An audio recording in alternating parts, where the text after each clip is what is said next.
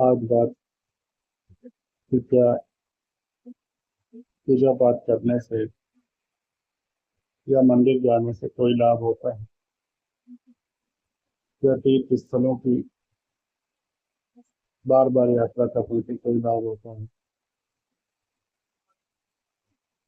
तो जैसा कि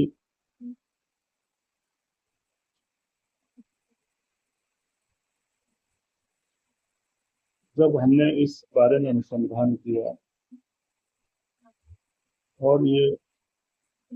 जानने की कोशिश की कि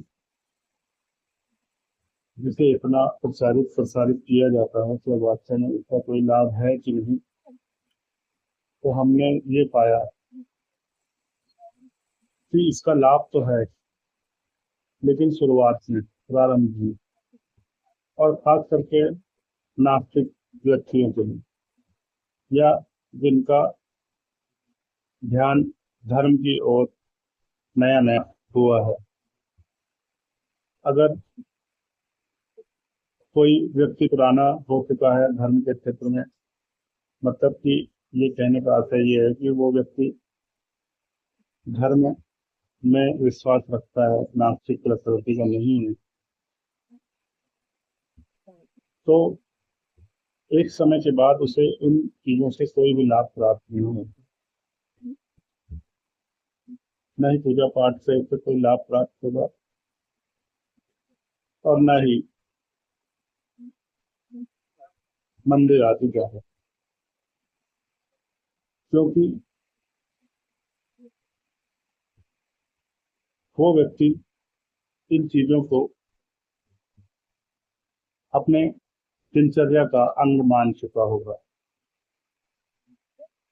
जैसे उसके लिए खाना खाना, सोना और मनोरंजन करना या रोजगार करना आदि क्रियाएं हैं, ठीक उसी प्रकार उसके लिए धार्मिक क्रियाएं भी बन जाती हैं। और इस प्रकार वो व्यक्ति एक मायावी क्रियाओं को करके धर्म को जानने की ओर बढ़ने का प्रयास मानने लगता है। इस कारण से हमने कहा कि एक समय के बाद जो व्यक्ति नास्तिक नहीं है, धर्म में उसका विश्वास है, एक समय के बाद अगर वो पूजा पाठ आदि ज्यादा करता है तो ये मात्र उसकी दैनिक क्रियाओं का अंग मात्र बन जाते हैं। क्योंकि पूजा पाठ आदि करना या मंदिर और तीर्थ स्थानों में जाना उन व्यक्तियों को शुरुआत में लाभ करता है जिनका कि नया नया ध्यान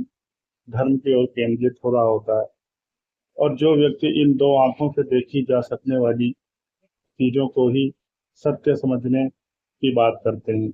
या स्वभाव से बहुत तार्किक होते हैं, या फिर हर चीज को अंधविश्वास मानकर ऐसी चीजों को चलते हैं जो उन्हें इन दो आंखों से परे की बात होती है। मतलब जो उन्हें इन दो आंखों से जीवन में दिखाई देता है, केवल उसे ही वो सत्य मानकर चलते हैं। ऐसे व्यक्ति का विश्वास धर्म में नहीं होता है, और इन्हें ही हम नास्तिक प्रकार के व्यक्ति कहते हैं। इनके अंदर वैज्ञानिक दृष्टिकोण अत्यधिक मात्रा में होता है, और इसीलिए ये धर्म से दूर रहते हैं। तो ऐसा व्यक्ति अगर धर्म की ओर बढ़ना चाहता है तो निश्चय सी बात है, उसे हमें मजबूर करना पड़ेगा कि हम उसके सामने धर्म से संबंधित कोई ऐसी चीज रखें जो कि उसे इन दो आंखों से दिखाई पड़े। भले ही धर्म इन दो आंखों से देखी जा सकने वाली चीज नहीं होता, बल्कि धर्म इन दो आंखों से जो परे विषय है उसे हम मानकर चलते हैं, और केवल मानकर ही नहीं, जानकर भी चलते। लेकिन वो व्यक्ति माया में इतना उलझा हुआ रहता है कि उसे इन दो आंखों से इतर कोई भी चीज नजर नहीं आती। इसलिए वो बिना देखे, बिना इन दो आंखों से देखे किसी चीज पर विश्वास करने को तैयार नहीं होते। और इसीलिए उसे दिखाना पड़ता है कि ऐसी चीजें भी मौजूद हैं जो धर्म की हैं और उनका बाहरी अस्तित्व भी मौजूद है। इसलिए शुरुआत में वो व्यक्ति मंदिर आदि स्थलों पर जाकर या पूजा पाठ के माध्यम से धर्म की ओर बढ़ने का प्रयास कर सकता है, और एक समय के बाद जब, क्योंकि उसका ध्यान मूर्ति पर केंद्रित होता है और पूजा पाठ जैसे क्रियाओं में उसका ध्यान लगता है, और वो इससे आगे जाकर समय के साथ उसकी वो तीसरी दृष्टि, तीसरी आंख या भीतरी आंख जागृत होने लगती है, जिसके बाद अब उसे धर्म के बाहरी स्वरूपों से कोई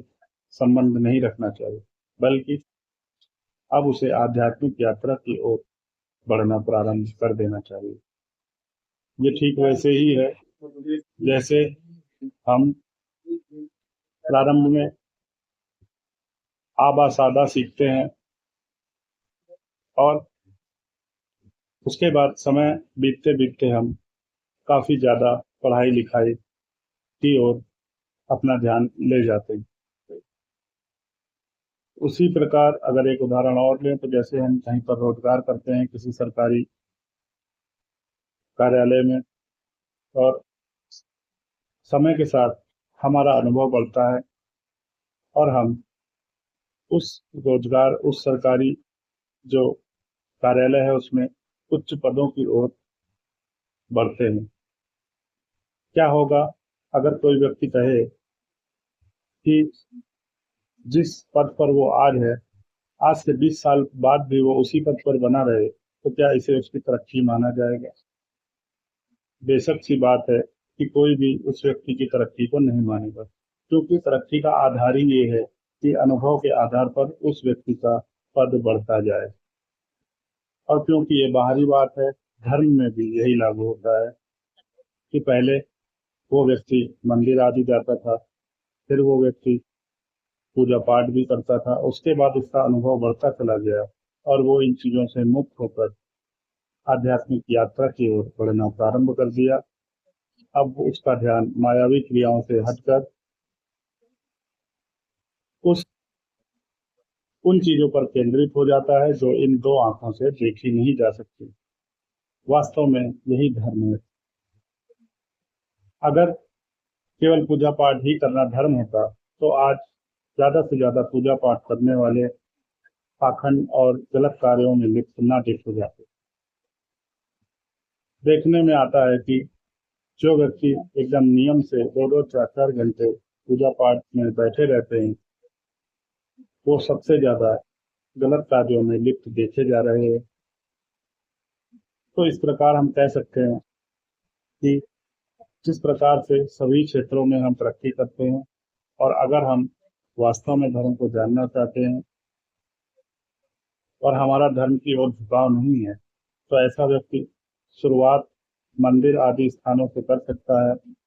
नियम के रूप में पूजा पाठ आदि को कर सकता है। लेकिन अगर वो जीवन भर इसी पर आश्रित हो गया है, तो फिर मानना चाहिए कि वो एक मूर्खता कर रहा है और एक जड़ता की ओर इसका जीवन जा रहा है। क्योंकि समय के बीतने के साथ अगर उसका अनुभव में वृद्धि नहीं हो रही है, तो वो व्यक्ति केवल वहीं का वहीं खड़ा माना जाए, और ऐसा मानना चाहिए कि इस व्यक्ति ने अपना जीवन व्यर्थ किया, क्योंकि ये इन दो आंखों से देखी जा सकने वाली चीजों से उन चीजों की ओर नहीं बढ़ सका जिन्हें इन दो आंखों से नहीं देखा जा सकता या अनुभव किया जा सकता। उस व्यक्ति को आज से, जो व्यक्ति शुरू में पूजा पाठ आदि करता था और जीवन के अंत तक भी यही कार्य करता रहा, तो वह व्यक्ति का कोई भी अनुभव इस क्षेत्र में नहीं रहा, ऐसा ही मानना चाहिए। क्योंकि धर्म के बाहरी औपचारिक प्रतीकों से धर्म के आंतरिक प्रतीकों की ओर से बढ़ जाना चाहिए समय के साथ। तो इसलिए हम कह सकते हैं कि पूजा पाठ का लाभ ऐसा नहीं है कि नहीं होता, लेकिन हमने बताया ये लाभ समय, सीमित समय के लिए होता है, और उन लोगों के लिए ज्यादा होता है जो अभी अभी धर्म को जानने की ओर आगे बढ़े हैं। जिन